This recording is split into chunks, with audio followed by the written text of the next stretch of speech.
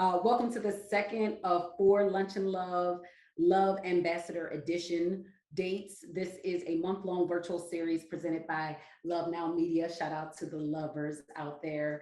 We're doing this every Thursday from noon to 1 p.m. And really, we're just exploring the resistance of grind culture and living a quote unquote life with our incredibly dope 2023 Love Ambassadors. Um, why are conversations like this important? Okay, so here at Love Now Media, we're really on this mission, right, to help create a more just, well, and equitable future. Okay, so just, well, and equitable future. And we're doing that by amplifying acts of love that are connected to social justice, wellness, and equity. And so, in my capacity, as Director of Programs and Communications, every week this month, I have the honor of being in conversation with you and our Love Ambassadors. So, hey, y'all, hey, I'm Syreeta Martin. And what is a Love Ambassador? So, these are folks who lead, learn, and lean into their respective communities with love. They use their influence and their platforms for acts of love, specifically acts of love that advocate for social justice, wellness, and or equity. And so we see them. This is our way of saying that. We see you, we celebrate you, and we are committed to creating more space for your light to shine. And so now you get to help us do that just by joining us today, by sharing this live stream, by making sure that you're connecting with them on social media, and just staying engaged with these conversations. And I really can only hope that you're encouraged to not just listen, but to contemplate what a softer life looks like and means for you, how you define that. And then like join the conversation, chats be popping. Okay. The first lunch of love that we had, shout out to Marquise Richards. The chat was going, okay. And really like I just appreciated not only hearing Marquise's perspective and his expertise that he brought to the table, especially as a Black male educator, as a content creator, as an activist, but also our guests, y'all. Like you all were educating and enlightening me in real time, and I really appreciated that. So please know your voice is valued. And like I said last time, on these days, especially, we are drinking our water and minding our wellness. Okay, drinking our water, minding our wellness. This conversation is meant to hydrate and nourish you just as much as that lunch that you're hopefully enjoying or will be enjoying shortly will do. So with that, let's get to it. And doing so, right, entering this conversation with a community agreement that this is a safe, respectful, and soft place for us to land today. And I ask that we do taste our words before feeding them to each other, especially in the chats or in the comment section over on our YouTube live stream. And thank you in advance for doing so. So with that, today our Lunch and Love guest is Seraiah Nicole. She is a performing vocalist and spoken word artist. And Seraiah, welcome. Hi, how are you? I am good. I am excited to see you. I always, I gotta say at this point, like every time I'm around Seraiah, I don't know, something in my spirit just like rises. It just comes alive. And I'm like super excited to see her. And I think that is just a testament to the energy that she brings to a space and to the work that she does and to her artistry, which we'll talk about more in just a second. But Seraiah, curious to know, what do you love most about your life right now? Hmm. Okay. Thank you for that warm introduction. Give it up for Syreeta. Amazing. What do I love most about my life right now? I would say I would say that I've been really into cooking and just getting into a lot of back into the Food Network shows. And they bring me a lot of joy and comfort. So like cooking the food and serving the food, of course eating the food, but then also just watching like homemakers and people like just really be dedicated to just preparing like a great atmosphere for people. I think that's just been a real good fun self-care thing for me, honestly, as of recently. What do you think? First of all, I'm always here for the food. Okay. And the nurturer in me 100% identifies with just food being a form, like being a love language, cooking being a love language in itself, being able to serve and to nourish people, like literally these bodies that hold the spirits of people that you love like deeply or that you really care about, like wow, this really is an act of love that I get to help provide nourishment to your body because I'm thankful that you occupy it and that you're here. So I really identify with you on that one. What do you think it is about cooking, about that process that just seems to be right on time for you in this season of your life? Yeah, it's exactly what you said. Like it's a huge form of love. And I think one of the best ways to show love is through a home cooked meal. Like, because it's like you took time, even if it ain't for nobody else, even if it's just for you.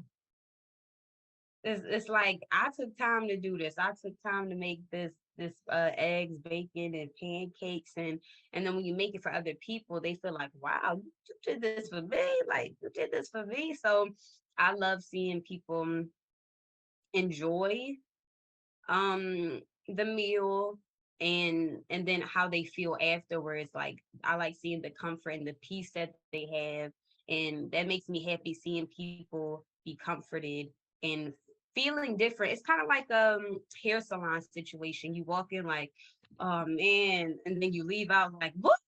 I feel good. I'm stress free, after eating that food. So that's what it does for me.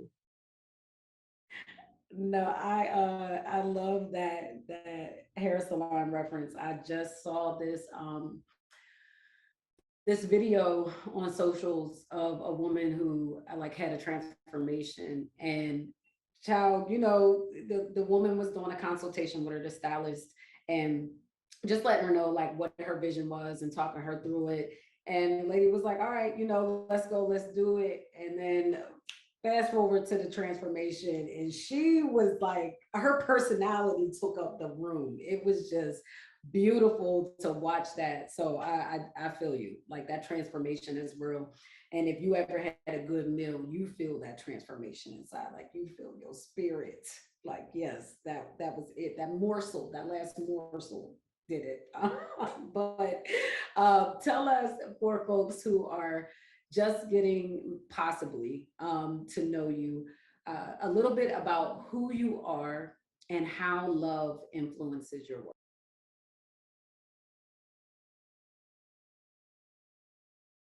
Yeah, so uh I am I'm an artist, right?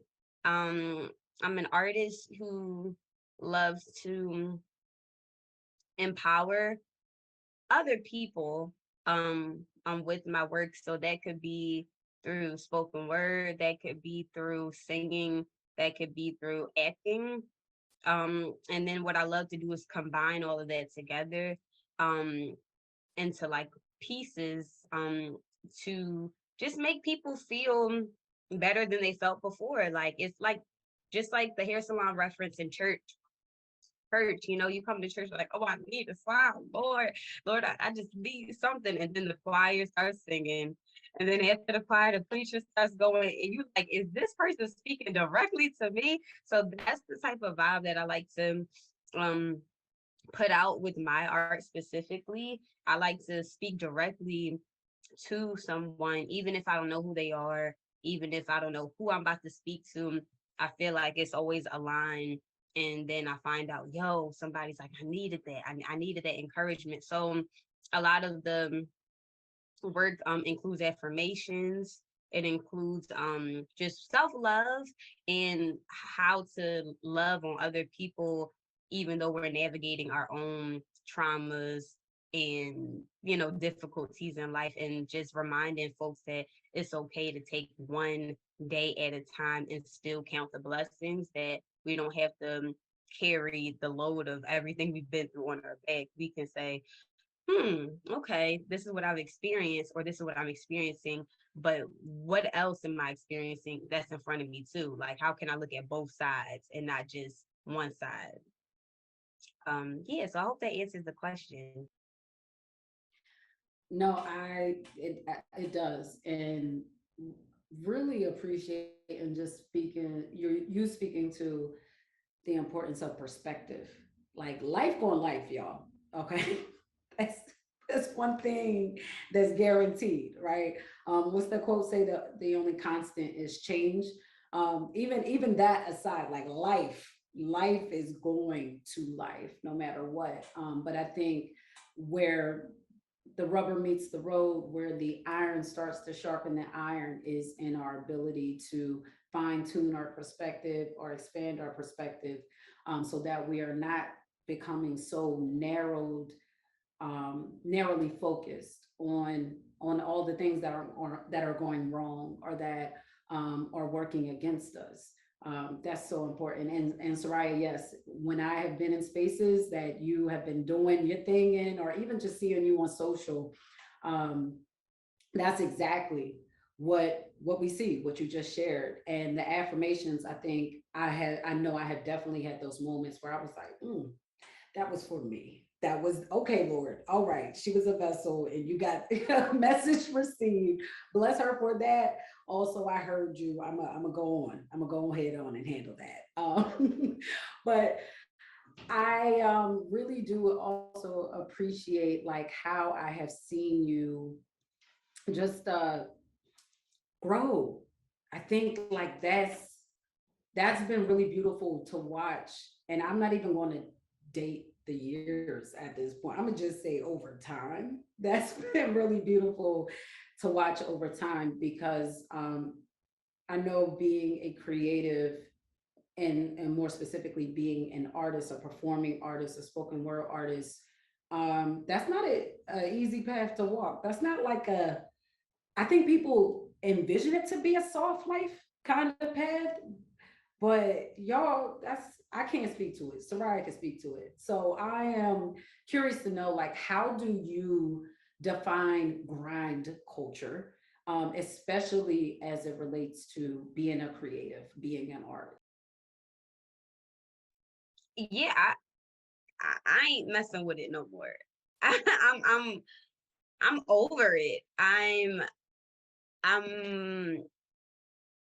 when I think of grind culture, I think it's toxic. I think it's poisonous to the body, and I think it's not fair to anybody, especially content creators and artists and influencers. It's like it looks like it's not a lot of work. Um, but for those who are in front of the camera, it's very performative. And when you are expected to perform, um, it's just like, oh wait, I have to be this way 24/7. That's unrealistic, and it doesn't really give those people a chance to feel other things. So we can tend to develop a robotic lifestyle of, well, I have to put this out. And it's like, wait, what are you doing? Are we present with what we're doing anymore? Are we mindful with what we're doing anymore? Are we allowed to take a break? And then when we do take a break, how do you feel? Do you feel like guilty for taking that break? Do you feel like, oh no, if I take this break, I'll lose followers? Oh, if I take this break, like there's a lot of anxiety behind, this grind culture. And it's like, well, I got to keep up with the pace. I got to keep up with everyone else. But when you don't, and you decide, let me level myself and take a break, woo, guilt starts just piling up and piling up. So I feel like I'm kind of over it. I'm over it because we're humans, and I think it's really healthy to take breaks, because one, we need them, and then two, like, they'll be all right. They will be all right. Like, we are not robots. We're not well-oiled machines where, oh, I can just charge up the phone and then in an hour I'm be all right, I'm ready. But that's what we like are taught in society. Even if you're not an influencer, everybody is taught that, oh, just charge up real quick, drink that energy drink real quick. Oh, you don't need to eat. I know you just did 2 shows here. You don't need to rush. Just keep going. And then it picks up, and you realize, wait, like, what's happening? Like, what's going on? Like, And so I think presence is what comes to mind, um as the opposite of grind culture, not being present and just being on go. Being on go is grind culture and never stopping. And you may achieve more when you are on go.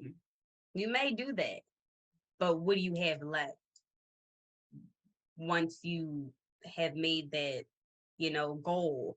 And then when you make the goal post, there's always another one. So I'm over it. That's the hashtag, that's the sentence, that's it. I'm over it. Um, no, I have like, whew, child. So much of what you said resonates with me, especially as an entrepreneur, as an entrepreneurial journalist, as a media personality.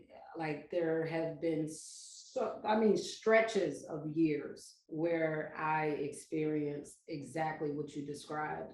And it wasn't so much, I know for me at one point, or at least eventually, it became that it wasn't so much about taking a break as much as it was redefining, like, what does this thing look like, what does this thing need to like run like I don't, do I want a lifestyle where I have to take a break, or do I want a lifestyle where it's defined as I need it? It's custom fit, custom cut for me, like who I am at my core, and not me trying to fit my size 16 hips into somebody's a size 11 jeans. Like, I'm going to be jumping and maneuvering and all of these things all the days of my life, and that's not going to work for me. And so I think, like, that was a shift, that became really important. Was like, I got to redefine this thing. And child, that's easier said than done. I will say that. But was there that came about for me because I started to really realize how much grind culture was grinding me out, like literally grinding me down to the ground. Was there ever a moment when you felt grind culture was grinding you beyond your own recognition of self? Ah, yes, yes. I and thank you for sharing that. I think the timing of this is so timely, because yes, not right now in this moment, but this season has taught me, like, girl, you better get a grip. You better get a grip. And it's weird because I've always learned the reward of work is more work, which is a great thing. It's like, yes, you did that. You're gonna get more opportunities. And then you get more opportunities and you're like, yes. And people are like, so Seraiah, I'm seeing you everywhere, girl. Da, da, da, da. And then I don't know. I have to take it back to what you said about redefining, because when you're just on go, on go, on go, yeah, it kind of can feel numbing. And this is so real. I'm keeping it just 100% G and honest right now. It because don't get me wrong, the experiences are lit where you're like, dang, that was beautiful. That was a good time. But then when you're so used to having such great times, like the shift of like, woo, oh wait, oh my God, like the opposite may feel like, even though it's a normal time, it may feel like, oh, is this bad? Like, do I need to be back in those spaces? Or if I'm not at a show, is there something wrong with my work? Because I'm not actively performing, even by choice, like am I wrong for not showing up to serve these people? Or so it's I'm just now learning all of this because in my opinion I had a really nice privileged quarantine because I didn't have to work because I'm a performer, so there was no work, everything was virtual. So there were a lot of people who were still working, and I had a break. So self-care was what? I was reading books.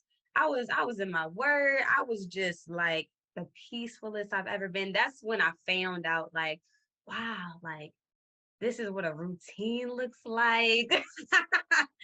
And then let's be real honest, like once quarantine was over and once we stopped wearing a mask, it wasn't like, okay, we're going to gradually shift into real world. No, it just, whoo. And I'm not gonna lie, I think we be forgetting, including myself, we be forgetting that we just jolted back into everyday life as if the pandemic didn't even happen. That's crazy. It's not our fault because we're gonna work regardless. You gotta do what you gotta do. But I'm like, what? Yeah, No, I mean that expect and it's about the expectations that, oh, you pick up where you left off, that we just hop right back in. Yeah, no, that's not. I'm not the same person that I was 3 years ago. Like this, I didn't learn some things. My eyes have been opened. You can't, once you see, you can't unsee. And I think a lot of industries are experiencing that like their people are shifting and in a sense like waking up to, wait, so you're telling me this whole time it actually didn't have to run like this? There is another way that we can get the work done. Why do I need to come into the office? I need you to break that down for me, like make it make sense, because the math isn't math. And like I was able to do that for 2 years without having to come in. Why am I coming in now? What are we doing? I think it definitely, like, for a lot of people, and myself included, it opened our eyes to, wait, this, we can get to a destination by taking a different route. We don't have to take the route that was sold to us or that we were told. We can go about this in a different way. And like, actually, I think I'm more open to exploring, like, what other ways are there to get there? Does it have to look like what I have always known it or seen it to look like? So I feel you. I definitely feel you. And like, curious to know, like, how now that we are coming out of the pandemic, how, what are some signs? Like, how do you know when that grind mode, grind culture is like creeping back in for you? How do you come back to center, come back to zen? Like, how do you recalibrate?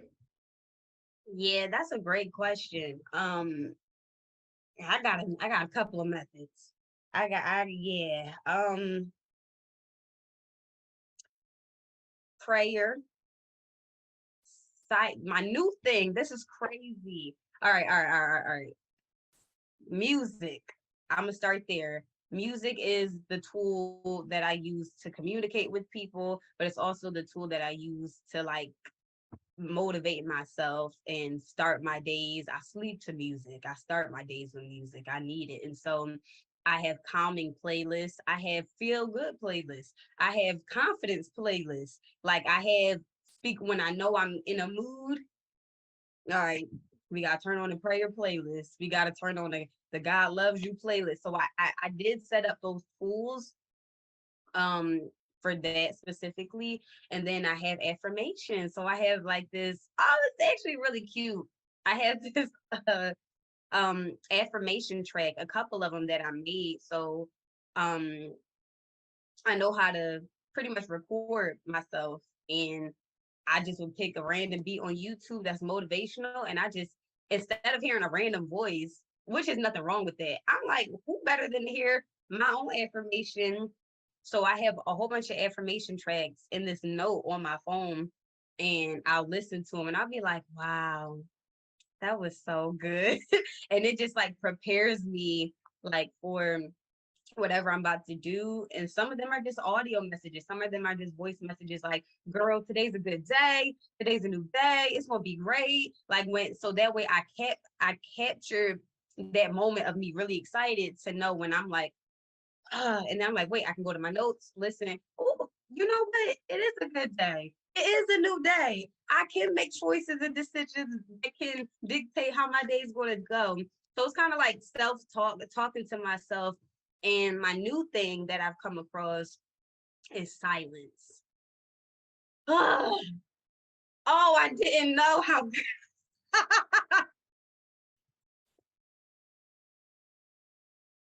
it is so beautiful. And you know me, Syreeta, I can talk. I love, hey girl, what's up? Oh my God, that here, girl. Oh my God, Tesra knows. Oh my God, girl, Tesra. I will talk, talk, talk. And now I'm driving now. And I'm like, I don't need no music right now. Pause. I don't need to listen to an audiobook right now. Pause. And I'm just like, I'm just enjoying driving in the silence, being in the silence. So those are three things, or prior to, that has helped me. So affirmations, music, and silence and prayer. Yes. Listen, I responded so strongly because I silence is truly golden to me. Like I can't say enough about how much of a spiritual practice silence is for me personally. Like I know like Bay will make fun of me at times of just like, you're not gonna say nothing. Like just quiet. Like my house at times is quiet. If I'm home, there's nothing on. It's just, and I'm usually just like in my head talking to God or just quiet inside. Like there is so much that we are overstimulated with on a daily basis, even like that we're not choosing to expose ourselves to, that we just in your day-to-day life you're exposed to. That silence, y'all, listen, I know it may be uncomfortable for some folks, but um if you can, like, just try it out, sitting in silence 5 minutes, 10 minutes, increase it, how, just quiet. It's beautiful. It's at least for me, is for my kind of spirit, it is needed. It helps me to quiet myself. But Seraiah, you mentioned these affirmation tracks. Might that be something that gets dropped at some point? Is there somewhere, how can we sow a seed and get the affirmation? Is that something that you're open to? Because I'm here for it.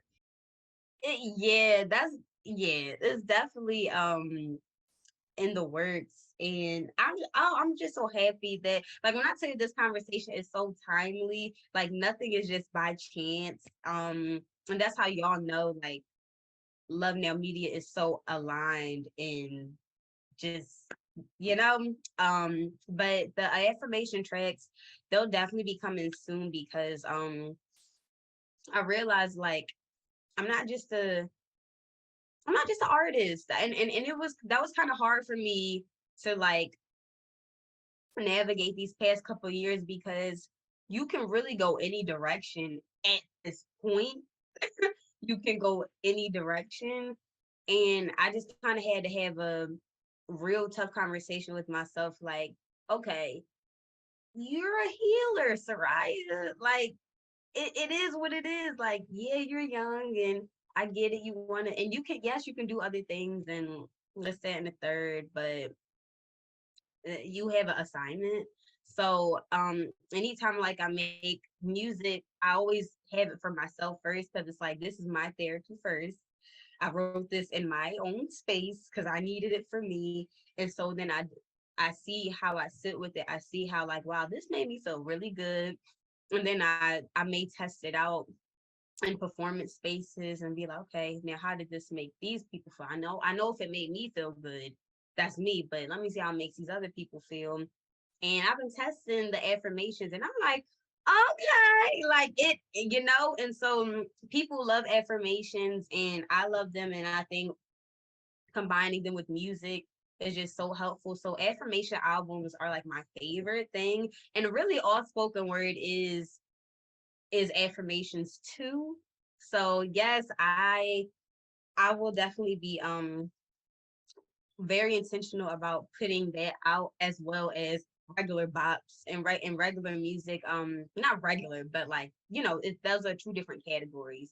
Um so yeah, and I'm not gonna lie, yeah, I have a lot, and because I would just do it for fun, or I would just do it out of like necessity, like okay, like if I really love Rich Spirit by Kendrick Lamar, I would just download the instrumental, pull up my recording app, and just be like, all right, and just list all these affirmations, and then just run it back. And I'm like, that felt good, So I think I think that's something I need to share sooner than later. And the good thing about affirmations is that you don't gotta really be that tedious. You don't gotta sound the best. It don't gotta be too thought out to the point where you're like, do I sound good? No, it's just an affirmation, with some nice vocals in the background. So that's what it would sound like. So I'm saying the affirmations, but it might be some nice soothing vocals to guide you. I might sing the same affirmation over and over, and it's like really like motivational and a good feel to a good beat too. So yeah.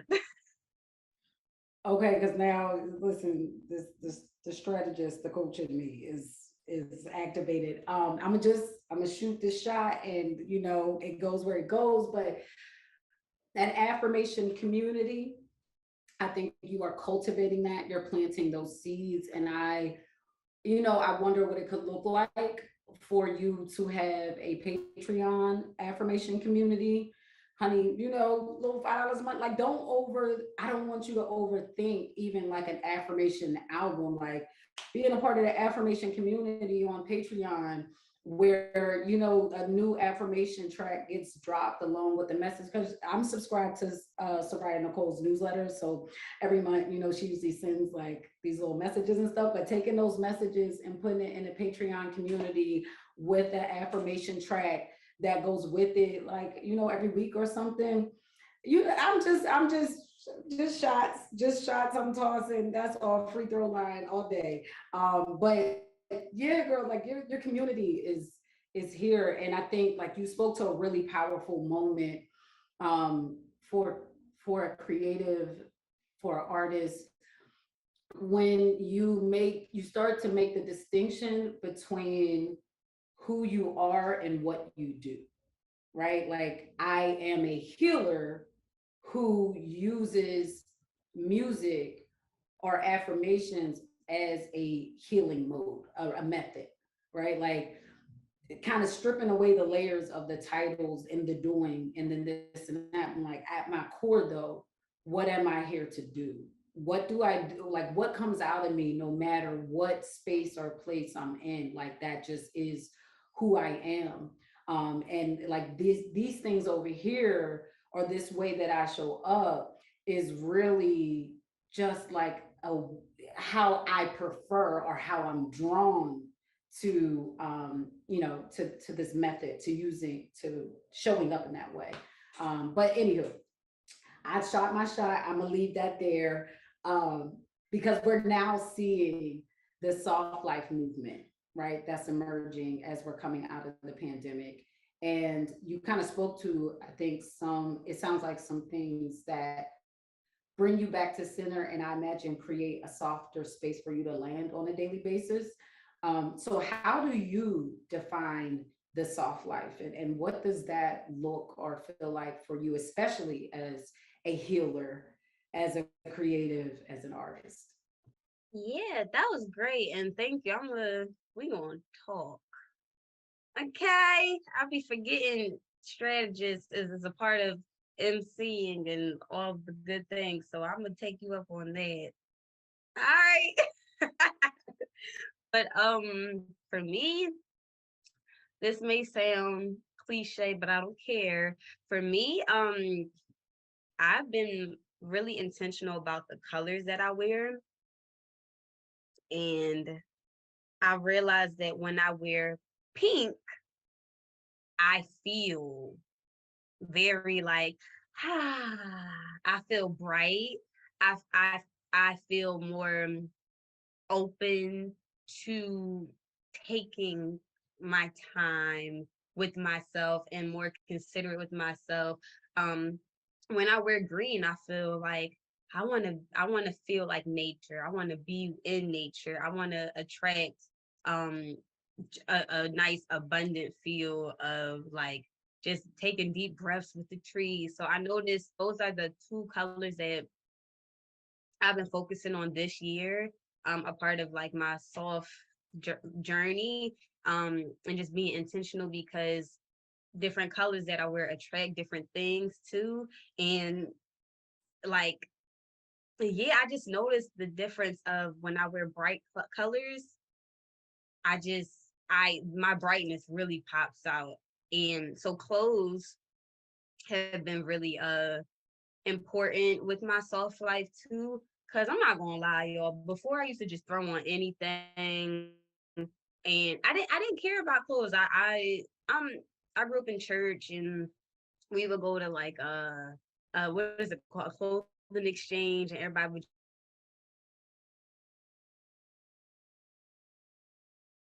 throw on clothes. And it was fun for me. Like I didn't really care about what was hot or what was new. I went to Kappa too, and after school we just go to the thrift store, and I just always wore just whatever I felt like, not to be fashionable, but this year I was really intentional, and I went to this workshop that Seraiah Nicole taught, and she was just breaking down like just classiness and how like you are perceived on how you dress, but there's a way you can do it in your own way that makes you unique and special, and that makes you most importantly feel good. And so I noticed when I look good, I feel good. When I take some time to just do my little eyeliner or do my lip gloss or put on my little pink outfit, I look good. I feel good. And thank you. And I went outside to just test it out. I went shopping with the stylist and everything. I was like, I want you to help me shop because I don't like shopping in stores and stuff. And now I enjoy it. And I put on one of my first outfits as a tester on my own and put it together myself. And I'm just walking down the street, literally an old man was like, "You look nice." Then a little girl, the car behind, was like, "You look beautiful." Then another girl pulled up, who's maybe about my age in her car. She said, "You look amazing," like just screaming out. And I had just got out the car, and I was like, "Okay, so what if I'm more intentional like that with myself? Like that, if it's not about getting the compliments, but it's about when you put in the time for yourself to feel good and look good inside and out, other people notice it too." And it's like, I like that. So I like feeling dainty. I like feeling cutesy. And I didn't really always feel like that. I feel like, I'm like, man, I'm from Philly, like, duh, duh, duh. And now I'm tapping into I can be soft. I don't have to be so aggressive. I can be dainty. And even just getting my nails done, I used to never like, look at my nails. I used to never get like, thank you.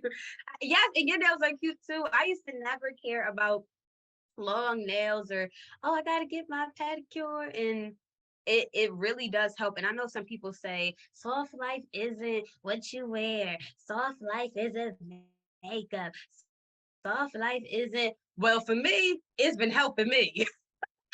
That's been helping me because I wasn't doing all of that before. So I get what other people are saying, but this has transformed my whole life, and people have who have known me my whole life are like, girl, I see it, because it's still word. People think outfits and makeup and revamping yourself ain't work. It's work.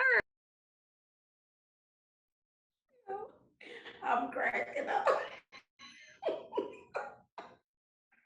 I'm cracking up though because I feel you though. First of all, it is work. Just because you got scheduled time, and in some cases you learning how to do it so you can save coins. Okay, so there's levels to this, but oh gosh, here for all of this. I agree. Like I think this conversation is just very aligned, divinely aligned and on time. I'm curious to know, like, what was the shift for you? Like, first of all, you did something really important. Was like you defined soft life for yourself. Like for me, soft life means I get my nails done, and I am going out with a stylist and figuring out how to shop, how I want to shop, what my essence looks like in my fashion, and how I express myself, my makeup. The wing, y'all, her wing pops every time. I don't know how she has developed this level of consistency with her precision, but this Joan, every time I see her, every time, lip gloss be popping, she be cool, and the wing be flying, okay, every single time. But it's neither here nor there. But what was that like? How did that shift come about? How did that shift come about for you of like, no, this is my soft life. This is what that version of me looks like. And I like it. I like it a lot. I like feeling um soft. I like feeling divine. I like feeling, you said dainty and cutesy. Like, what was that for you? What was it like getting to that moment for you and identifying that, like, oh, okay, this is what the soft life is for me, and also I'm committing to making this a part of myself, to exploring that version of myself. Yeah, that was good. And that's I'm getting some good laughs today. Thank you. Thank you.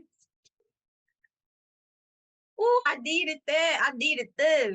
Oh, wow. Oh man. So I turned 25 in November, and it was kind of like, okay, you're not a little girl no more. Like, you a grown woman. You a grown woman. So you gotta carry it like you a grown woman. Like, you know what I'm saying? And so I'm like, okay, well, what does that mean? Does that mean wear business casual outfits all the time? Does that mean like come in the, people be wearing the suits and stuff? I'm like, I don't think I want to do that. Does that mean, so I just really had to like have fun, and really, like I said, I reached out to a friend of mine who's a stylist, and I was like, yo, like, I'm not really with the whole you pick out my outfit and I just wear it thing. I would rather us go shop together, and I develop a understanding of this is what I like, this is what I should try, this is what I should be open towards. And it really stretched my like palette of clothes and what clothes really mean, and what colors attract this, and what colors go with me, and like just having fun really. And the good thing about being an artist is that they get to play dress up a lot. And I think that was something that I did when I was little, but I thought the more you get older, you don't want to, you don't want to do all of that. And then I got back into it this year, and I was like, no, like I have the liberty and the freedom, artist or not, we all have the liberty and freedom to show up places looking cute. Okay, we have the liberty to show up looking good. So, if I'm learning that, like, I am extra in a way of like, you know what? I already got an afro. I already have a unique look. Why not just take it all the way there and just do it? Like just do it. And sometimes that's scary because it's like, well, you know, everybody isn't a creative community, but then it's like, so what? Like, wear what you want. This is also in my opinion, I'm going to be like 56 one day, wishing I wore whatever I wanted to wear when I was 25. So it was just kind of like, girl, like wear what you want to wear, like, especially right now. Like, if you know, if you want to embrace your body, do it right now, because when you become like a mom, apparently, you can't wear certain clothes. And yeah, yeah. You know what I'm saying? It's like, so I'm like, all right, do you? And I already said that I come from like a very religious background, and modesty is like the thing. But I'm like, okay, but yeah, be modest, but like put some sauce on it. Like put some, like, we don't just got to be walking in like corny skirts and I used to think that though. I used to be like, oh well, because you go to church, you don't be fly. Like you don't get cute. Like you don't be attractive. Like I thought as a woman, you're not supposed to be attractive in church because it's a distraction. That's what I was taught. And now I'm like, man, I don't care if I'm a distraction or not. I don't care. If that's not my fault if I'm a distraction. Okay? That's not my fault. If I'm fly, that's not my fault. If anything, that should encourage you to get fly too. Because we know when we see other people, we like, dang, that person look nice, and we compliment them, and we like, wow, what happens if that was me? That's what I had to tell myself. What happens if I was like, what if I was that person? And what's stopping me from being that person? Like, but in my own way. Like, what's really stopping me? Is it insecurity? Is it fear? Are you thinking about what everybody else thinks? Yes. And then when you remove all of those things, which isn't easy, but you still do it anyway, you get the blessings of, girl, you look good, from random people. And you like, yeah, because I did put this time in. I did pay for this Fenty Beauty. I did stuff. I did grow this hair. I did do, yeah. I deserve a little because I put the work in,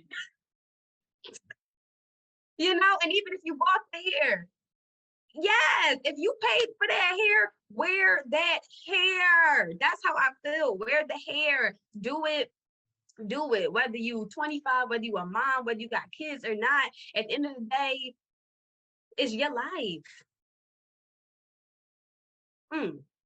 She said what she said, and that's on period. gonna leave that there. And I know we're getting short on time. We got like maybe 5 minutes left. But I just make sure y'all rewind that and listen to what she said again. And then clip it and go put it on social media and let the world know that she said what she said. And that's gonna be some of the affirmations. It ain't just gonna be I am beautiful. It's gonna be, girl, wear what you wanna wear. So Raya said, talking to the pastor, so Raya said, no, don't get her. Listen, maybe God knows us. Okay, we're gonna keep moving. Anywho, so as we get ready to close out, how has like this energy, you embracing and leaning into the softer version of yourself, right? How has that impacted the way that you show up for, you spoke to like how you show up for yourself.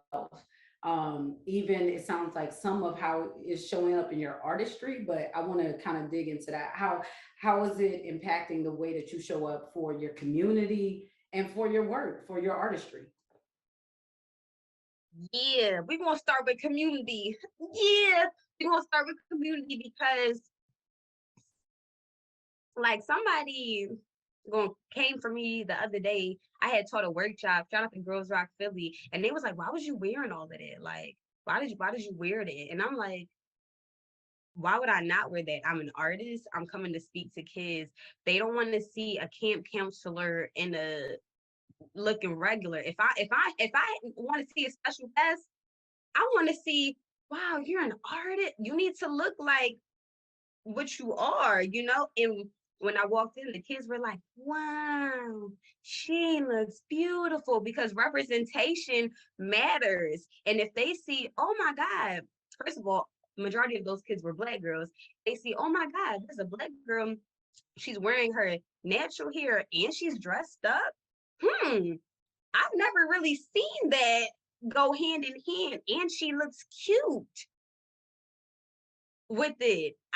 You know what I'm saying? Like, no. So in terms of community, it matters because I'm sorry.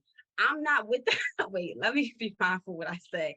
I'm sorry, but like I feel like a lot of times with the natural hair community, it's like I'm chilling or I just threw this together. No, it can also be I'm going to a gala. It can be I'm being fancy. It can also be this is my wedding hair. Like it doesn't have to just be the chill, laid back stuff. And so I think that's important to see for the ladies. And then um I just think it's important to see a confident Black woman, whether you have natural hair or not. We need to see a confident Black woman dressed up, looking good. And that I've always seen my mom looking good, like nails done, hair done, everything did, always look good. And she's a professional woman, always going to her job. And I was like, dang, like you never missed. Like she never missed. And um yeah, like I think, like I said, when you look good you feel good, and then when you tell other people like, hey, you don't have to have the fanciest clothes, it's about how you put it together, because your light on the inward is going to shine. So I told the little girls, I said, listen, this bag $3, these shoes $3, Primark. You would have never known if I ain't tell you. So knowing like you can still be cute on a budget, and like it just doesn't matter. Like this is still doable. This is still capable, like of being confident, because that's really what it comes down to. It's not just about I look good. It's like we're spreading confidence. As a woman of color, I want to share. I don't want to be all like, hey guys, my name's Seraiah. Yeah, I'm not spreading insecurity. I'm not spreading it. So I want to spread confidence when I walk into a room, because of the fact that I'm a brown girl and I have this hair. You have to come with it. When you meet a gay man, he already know he's coming with that energy and confidence because he already know what's stacked against him. So I feel the same way. I'm a Black woman. I have to be confident. So, mm. And then in terms of artistry, I feel like it's taking me into a whole different new mode, because this is happening in real time. Just like you said in the beginning, this is happening in real time. It's taking me into a mode where I can be multi-dimensional, and I don't just have to be like soft life doesn't just have to mean I'm one with myself. It can mean, yeah, girl, you look good. You look beautiful. It can be both. It can be the loud, you got this, girl, with the arms and the hands, and it can be take a deep breath in and release. Like there's no limits. And so I'm learning that even with my music and my poetry, I don't have to pick a side of, all right, that's a little too Black, it's a little too loud, it's a little too sassy. Like, no, that's what makes me me. And that's what people love about me. So why would I tone it down for anyone? And when people see that within music, and musicians, it lets them know, oh, representation again. Okay, this girl acts like me and she's not toning herself down. The first representation I feel like I saw of that as a kid was Keke Palmer. And I was like, oh, you can be loud and still get the job. And still got the job. I mean, Kiki, the one thing Kiki gonna do is work. Okay, she's gonna get paid. She's gonna work. She's gonna work it. Okay, while she gets paid. Shout out to her. Shout out to her. Shout out Um, to Kiki. Child, here for it. Here for it. Um, so as we close out, and we didn't even get to like do the deep dive into all the things, but I feel like we got what was needed served to y'all today. Okay, there's something here for your spirit. Please partake. Um, what do you really like want most, especially for the creative and arts community, when it comes to the perception and the embrace of a softer life? What do you want most for the creative and the artistic community? Joy, joy, because we already be going through what we be going through. We can get deep and have some joy. Like this conversation, I'm not gonna hold you, but filled with joy. Okay, we was laughing. We talked right, like we talked about a lot of stuff, but it still included joy. And I feel like yes, like you can have like a soft life doesn't just mean like like everything is so deep. Everything don't gotta be deep, and it can be deep with some joy. And that's what I love about people of color too, is that we're gonna laugh. We're gonna laugh. We're gonna laugh. We're gonna laugh. Like you have to have joy in whatever you're applying, because if not, it's going to feel like an assignment. It's going to feel like I don't want to do this, which is okay. But if you have fun in the process of learning these new skills and behaviors of self-love, because that's all it really is, you're going to really start to fall in love with yourself in a whole new way with a smile. And then that's more fun to spread versus like a whole, like, this is a system that I need to practice. Once it's a system that I need to practice, I'm like, oh, ah, this isn't fun anymore. It has to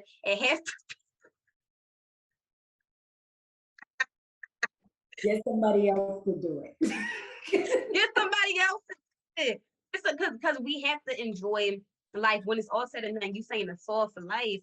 Okay, well, life, we want it to be filled with love and joy. Joy is love. Joy is love. Love is joy, you know?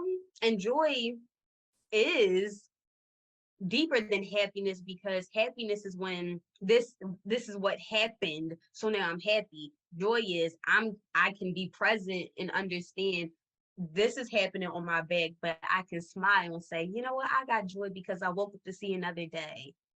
That's soft. That's soft life practices too. Amen. Yes, amen. I was about to say, that's it. That's got the tape. That's it. That's a wrap. Like, I'm not adding anything else to that. The next question is, let folks know where they can follow your joy at. Where can we follow your joy? Where can we exchange joy with you? Like, what's the ways that we can do that? We try and soft life with you. Amen. Yes, I say all of that. You can follow me at Seraiah Nicole. That's SeraiahNicole.